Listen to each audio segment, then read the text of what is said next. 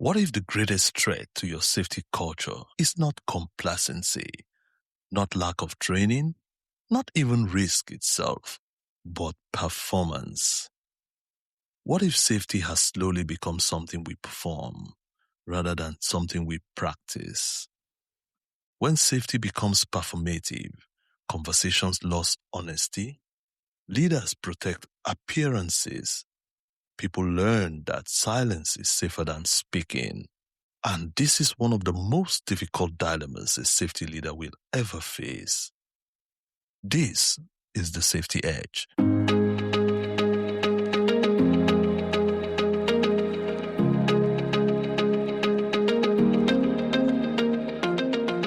Welcome back to the Safety Edge podcast, where safety leaders sharpen their edge. I'm Charles Edgar, your safety leadership coach.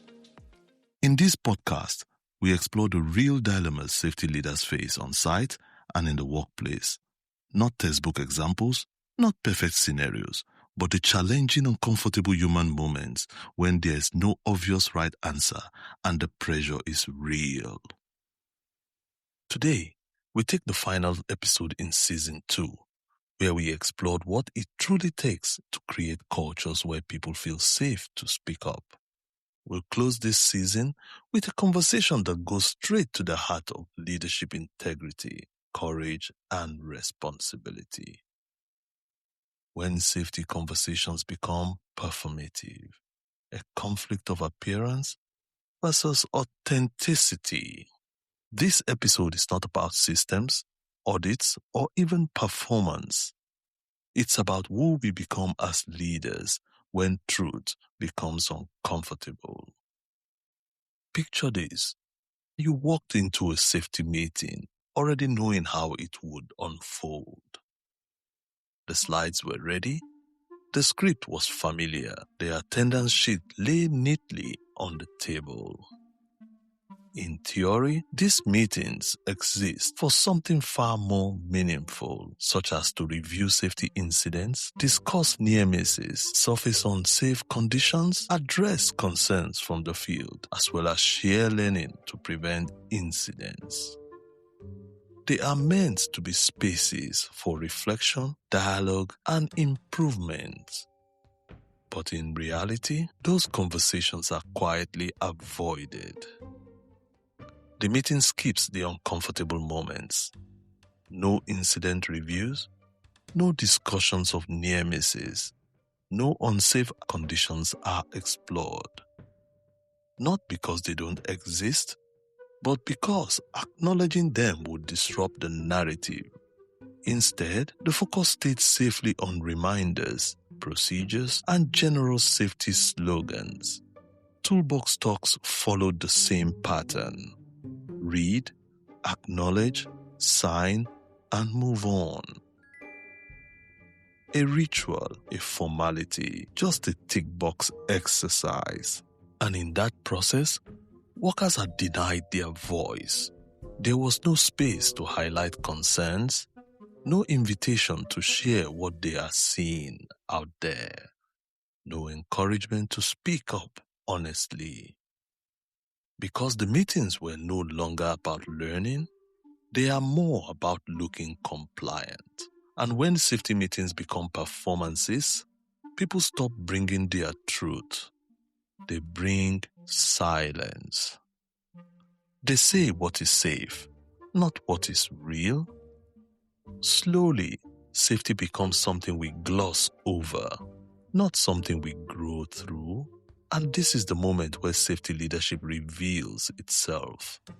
Not in the slides, not in the statistics, but in the courage to turn ritual into real conversation. And you feel the familiar tension surface once again. If I challenge this, I may threaten comfort, routine, and reputation. And if I accept it, I quietly become part of a culture where safety becomes a checkbox and not a commitment. This is the quiet struggle many safety leaders face daily, one they rarely speak about openly. This is not technical, It is a moral and leadership dilemma.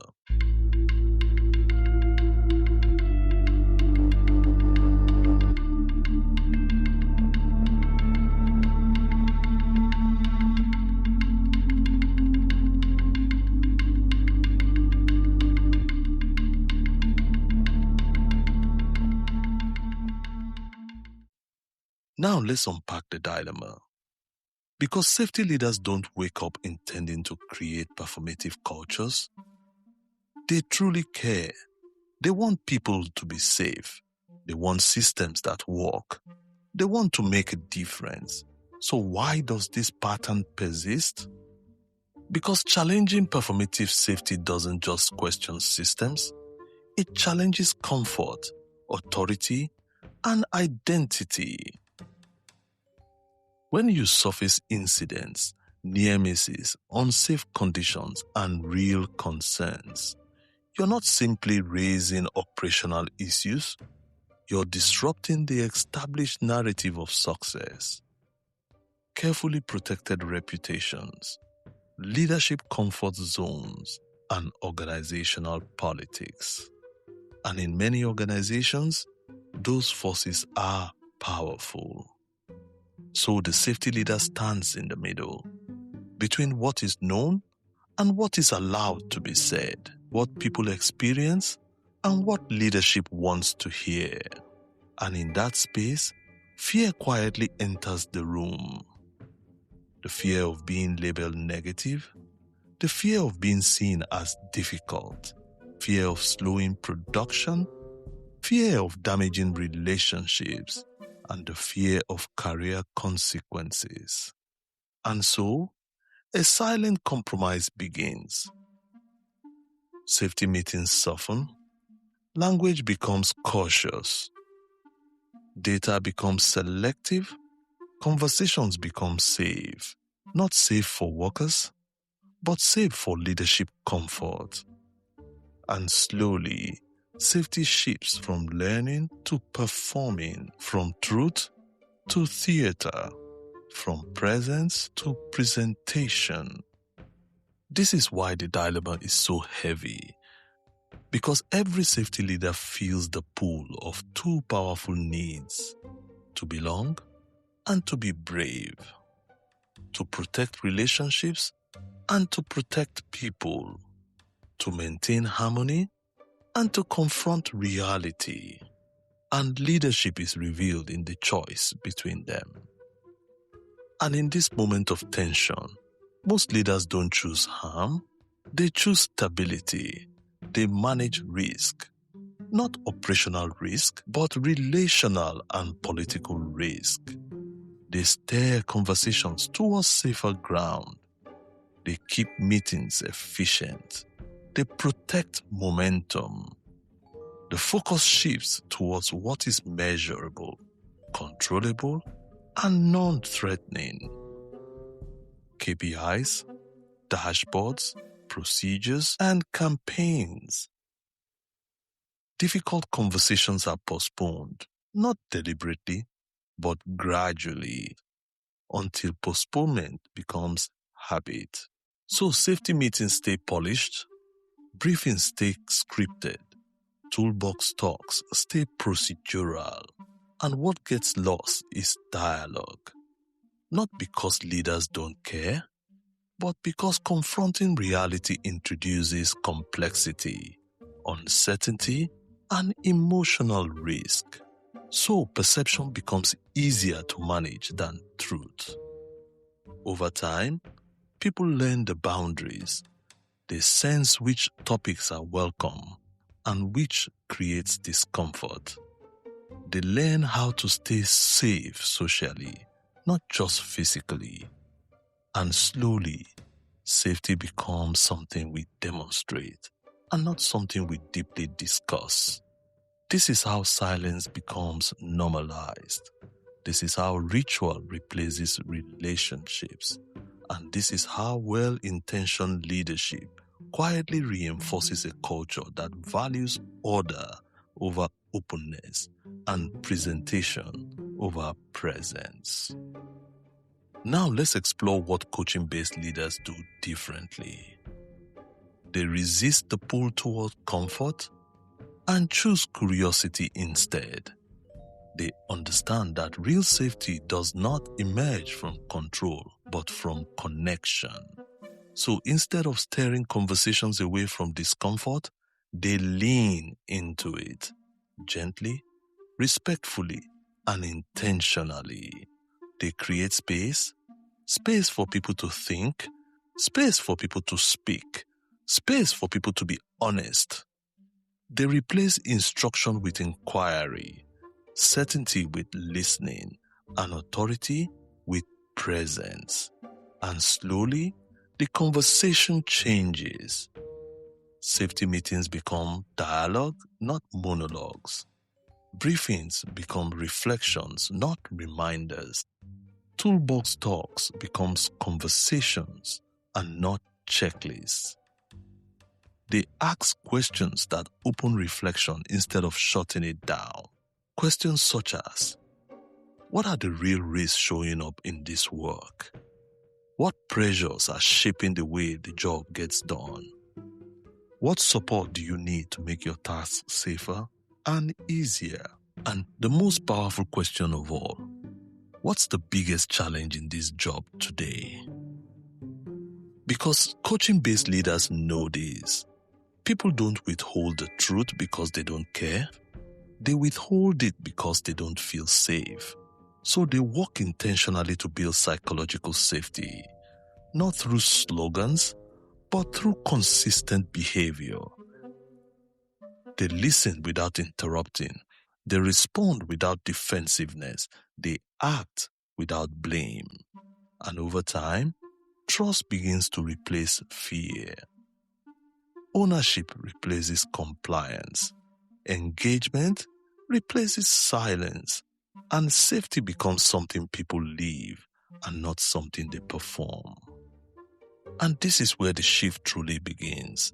Not with policies, not with procedures, not with presentations, but with conversation. Because coaching-based safety leadership doesn't start by fixing behavior, it starts by understanding it. It begins in the space between instruction and inquiry, where leaders stop talking at people and start listening to them. This is where safety meetings become moments of connection, where briefings become opportunities for reflection, and where toolbox talks become conversations that actually change how work gets done. Now let's step into what that coaching conversation looks like in practice. Coaching-based leaders use simple, intentional strategies that transform everyday interactions into moments of learning, trust, and ownership. First, they lead with curiosity and not control. Instead of starting with answers, they start with questions. They suspend judgment, they explore before they evaluate. They understand that curiosity invites honesty, while control invites compliance. Second, they normalize speaking up. They openly acknowledge uncertainty, they admit mistakes, and share lessons learned. By doing this, they signal it's safe to make mistakes and be human here. Third, they listen for meaning, not just information. They don't just collect data, they listen for emotion, hesitation, and concern. They hear what is said and notice what is not said. Fourth, they replace blame with learning. When something goes wrong, they don't ask who failed. Rather, they ask what made sense at the time that led to that decision. This shifts the culture from fear to understanding and then to improvement. Fifth, they turn feedback into partnership. Instead of issuing directives, they co-create solutions. They involve teams in shaping safer ways of working. And when people help build safety, they are bound to protect it. Coaching-based leadership doesn't replace accountability, it ultimately deepens it. Now let's review the key insights from today's episode. In today's episode, we journeyed into the hidden currents of safety leadership. We looked at how safety meetings, briefings, and toolbox talks can quietly slip into ritual, performed for appearances rather than purpose. We examined the quiet, often unspoken dilemmas leaders face, the tug between comfort and courage. We looked at why most leaders drift towards stability and perception management, choosing ease over truth. We also examined how coaching-based leaders break that cycle, creating cultures where trust, ownership, and authenticity thrive. We also delved into the practical strategies that turn safety from a performance into a well-lived and breathing presence. And through it all, one truth stands out. Leadership behavior, not policies, procedures, or checklists, defines safety culture. It's reflected in every decision, every conversation, every choice to act or to stay silent. The weight of that responsibility is immense, and the impact is real. A moment to pause, to reflect, and to summon the courage to make the change. A moment to recognize what actions to take, what words to speak, and how to truly make that difference. That is the edge.